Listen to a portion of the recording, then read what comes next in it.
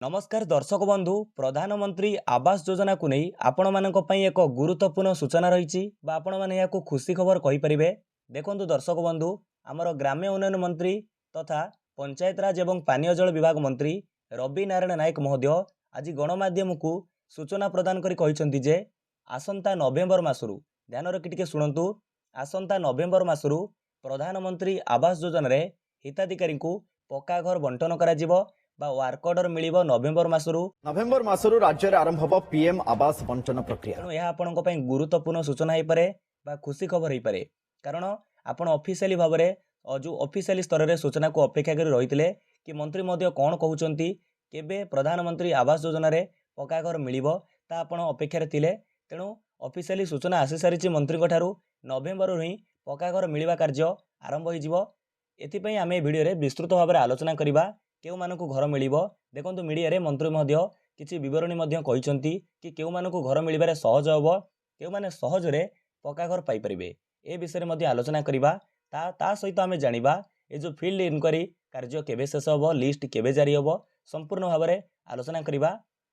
प्रथम कथा देखंतु दर्शक बंधु आपण माने जानि परिले कि रवि नारायण नायक महोदय मंत्री महोदय कहि सारिछन्ती नवेम्बर रु पक्का घर मिलिबा आरंभ हो जिवो। तेणु एठारे आपणकु जानिबाकु पड़िबो धरि नियंतु आपणक पंचायत रे अनेक गुड़े योग्य हिताधिकारी अछंती अनेक योग्य हिताधिकारी अछंती एपर्यंत पक्का घर पाई पारि नांती तो समस्त को कौन एकाथरे पक्का घर मिल जिवो कि देखंतु यार उत्तर होची ना।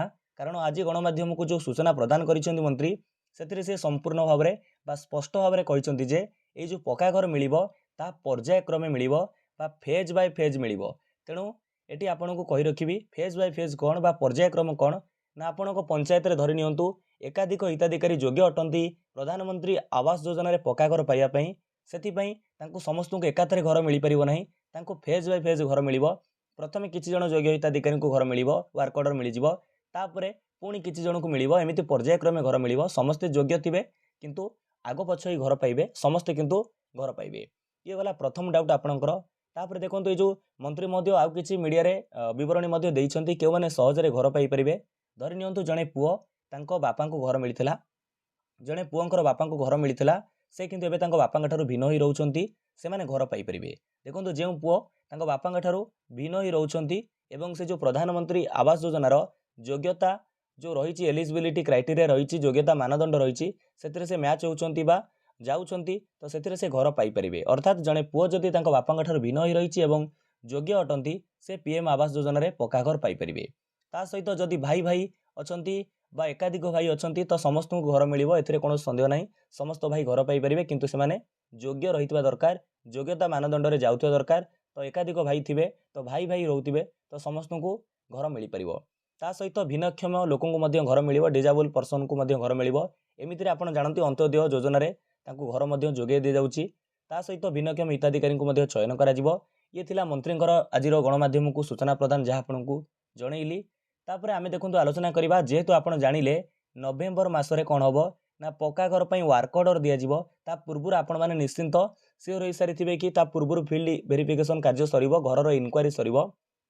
आपण माने जानନ୍ତି पंचायत रे एबे जो इनक्वारी होउची से जो इनक्वारी होउची जहार किछि भूल भटका रहि जाईची जे माने जो सर्वे ऑनलाइन रे सर्वे करिथिले अप्लाई करिथिले घर पई तांकर जहार किछि प्रॉब्लम रहिची जहार भूल अछि तांकर ही इनक्वारी एबे करा जाउची। वर्तमान संपूर्ण भाव में फील्ड वेरिफिकेशन होइनी इनक्वारी आरंभ होइनी कहले चले तांकर जो मानकर भूल भटका रहि जाईची जेमिति कि जे माने चाळ घर पाखरे फोटो उठैछंती तांकर घर पाखरे एक कोठा घर शो करूची तो सेतिरे प्रॉब्लम रहिची किंबा एकाधिक महिला गोटिए जगह रे जदी फोटो उठैछंती तो सेगुडा सब भूल रहिची तांकर आउथरे इनक्वारी करा जाउची।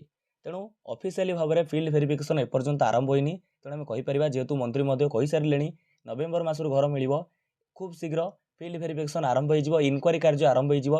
कारण आपन को जनईदेवी सरकारी सूचना मुताबक तथा जो पीएम आवास रो जो आवास प्लस एप्लिकेशन आसीथिला सेथिरे देखंतु 30 लक्ष हिताधिकारी कौन कर सर्वे रे भाग नहीं अर्थात ऑनलाइन रे पीएम आवास पाइबा पई पक्का घर पाइबा पई से माने सर्वे रे आवेदन करिसंती 30 लक्ष हिताधिकारी आवेदन करिसंती।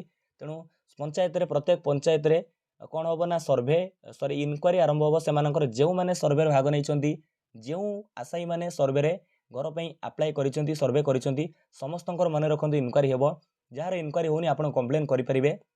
तेणु ସମସ୍ତଙ୍କର ଇନକ୍ୱାରି ହେବ। ଇନକ୍ୱାରି ହେବ ମାନେ ସମସ୍ତେ ଯୋଗ୍ୟ ତାହା ନୁହେଁ। ଇନକ୍ୱାରି ହେଲା ପରେ ଜଣାପଡ଼ିବ କେଉଁମାନେ ଯୋଗ୍ୟ କେଉଁମାନେ ଅଯୋଗ୍ୟ। ତେଣୁ ସେ କର୍ମଚାରୀ ଯିଏ କରୁଥିବେ ଆପଣଙ୍କର ଫିଲ୍ଡ ଭେରିଫିକେସନ୍ ଅଫିସର ସେ ଏକ ଲିଷ୍ଟ ଜାରି କରିବେ। ସେ ଲିଷ୍ଟ ଆପଣଙ୍କର ପଞ୍ଚାୟତର ଛକ ବଜାରରେ ପଞ୍ଚାୟତରେ ସବୁଠି ବାଡ଼ାଯିବ। ସେ ଲିଷ୍ଟ ଆପଣ ଦେଖିପାରିବେ। ଯଦି ଲିଷ୍ଟରେ କୌଣସି ଯୋଗ୍ୟ ଅଯୋଗ୍ୟ ଥିବେ ଆପଣ ମଧ୍ୟ କମ୍ପ୍ଲେନ୍ କରିପାରିବେ।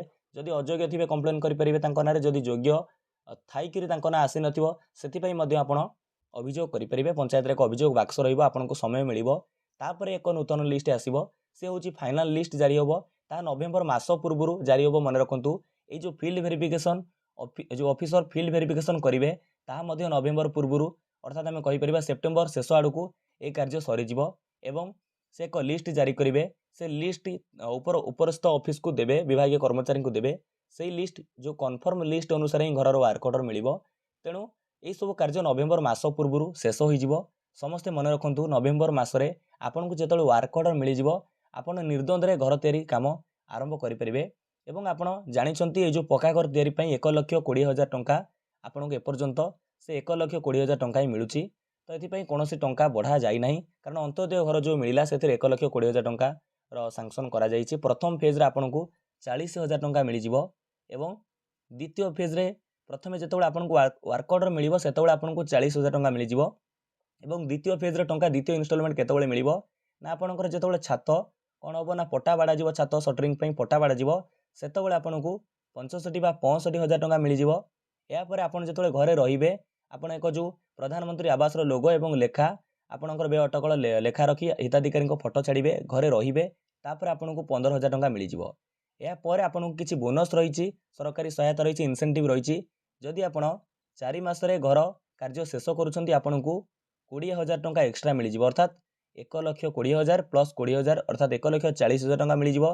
ଯଦି ଆପଣ 6 ମାସରେ ଘର ନିର୍ମାଣ କାର୍ଯ୍ୟ ପକ୍କା ଘର ନିର୍ମାଣ କାର୍ଯ୍ୟ ଶେଷ କରୁଛନ୍ତି ଆପଣଙ୍କୁ ଏକ୍ସଟ୍ରା 10,000 ଟଙ୍କା ମିଳିଯିବ ଅର୍ଥାତ୍ 1,20,000 ପ୍ଲସ୍ 10,000 ଆମେ କହିପାରିବା 1,30,000 ମିଳିଯିବ।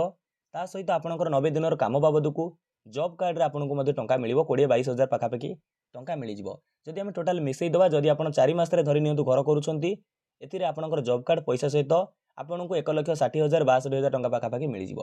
ଇଏ ଆପଣଙ୍କ ପାଇଁ ସମ୍ପୂର୍ଣ୍ଣ ସୂଚନା ଥିଲା। ଆଶା କରୁଛି ଯଦି ଭିଡ଼ିଓକୁ ଶେଷ ପର୍ଯ୍ୟନ୍ତ ଦେଖିଥିବେ ସମ୍ପୂର୍ଣ୍ଣ ବିବରଣୀ ପାଇପାରିଥିବେ।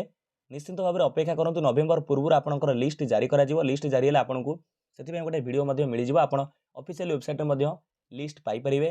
ଆପଣଙ୍କର ପଞ୍ଚାୟତର ଛକ ବଜାରରେ ସବୁଠି ଲିଷ୍ଟ ବାଡ଼ାଯିବ। କୌଣସି ଭାବରେ ଆପଣଙ୍କୁ ସୂଚନା ଗୁପ୍ତ ରଖାଯିବ ନାହିଁ, ରଖାଯାଇ ପାରିବ ନାହିଁ, ସାର୍ବଜନୀନ ହିଁ କରାଯିବ। ଆପଣମାନେ ସମସ୍ତେ ଜାଣିପାରିବେ। ତେଣୁ ନିଶ୍ଚିତ ଭାବରେ ଯଦି ଆପଣ ସର୍ଭେ କରିଛନ୍ତି ନିର୍ଦ୍ୱନ୍ଦ୍ୱ ରୁହନ୍ତୁ, ଆପଣ ଆଶାୟୀ ଅଟନ୍ତି, ଯୋଗ୍ୟ ଅଟନ୍ତି, ଆପଣଙ୍କୁ ନଭେମ୍ବର ମାସରେ ହିଁ ପକ୍କା ଘର ମିଳିଯିବ, ସେଥିପାଇଁ ୱାର୍କ ଅର୍ଡର ମିଳିଯିବ। ବିଦାୟ ଦିଅନ୍ତୁ, ନମସ୍କାର, ଜୟ ହିନ୍ଦ, ଜୟ ଭାରତ, ଜୟ ଜଗନ୍ନାଥ।